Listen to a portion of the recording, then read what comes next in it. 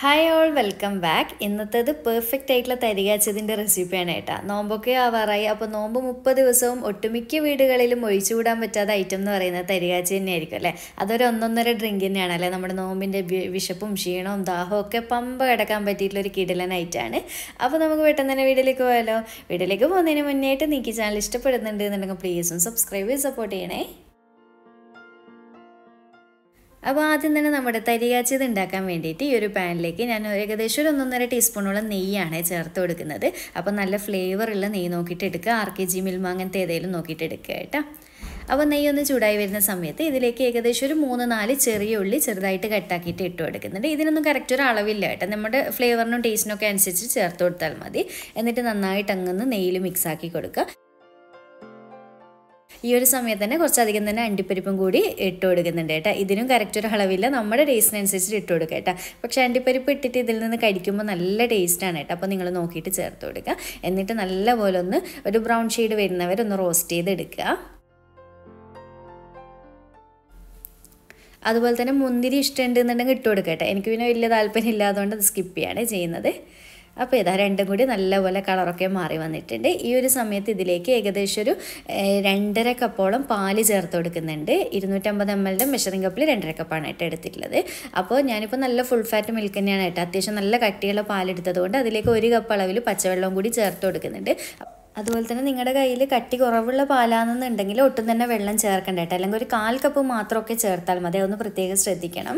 പിന്നെ ഇതിലേക്ക് ഞാൻ മധുരത്തിന് ആവശ്യമായിട്ടുള്ള 1/3 കപ്പ് അളവിൽ പഞ്ചസാര ചേർത്ത് കൊടുക്കുന്നുണ്ട്. പിന്നെ 1-2 പിഞ്ച് ഉപ്പ് ചേർത്ത് കൊടുക്കുന്നുണ്ട് കേട്ടോ. നമുക്കൊന്ന് മധുരം ബാലൻസ് ചെയ്യാൻ വേണ്ടിയിട്ട് ഇതെല്ലാം കൂടി ചേർത്തിട്ട് നന്നായിട്ടൊന്നങ്ങ് മിക്സാക്കി കൊടുക്കുക. പഞ്ചസാര നല്ലപോലെ മെൽട്ടായി പാലൊക്കെ ഒന്ന് നന്നായിട്ട് തിളച്ച് വരട്ടെ.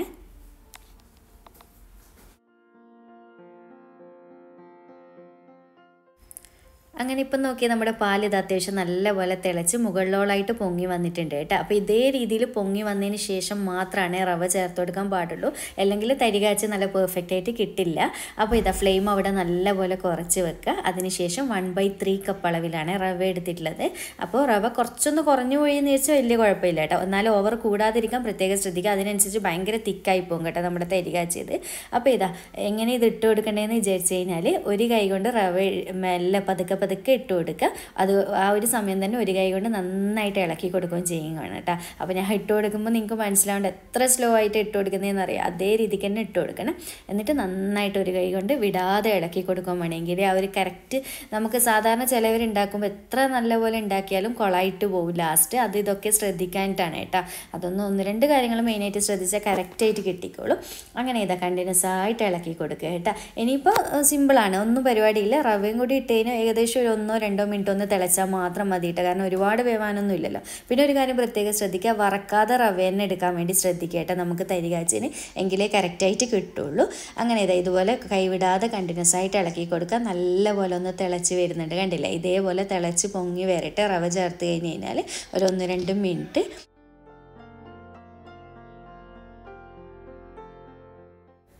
അങ്ങനെ ഇതാ റവ ഇട്ട് കൊടുത്തതിന് ശേഷം 1-2 മിനിറ്റ് നല്ലപോലെ തിളച്ച് പൊങ്ങി വന്നിട്ടുണ്ട് കേട്ടോ.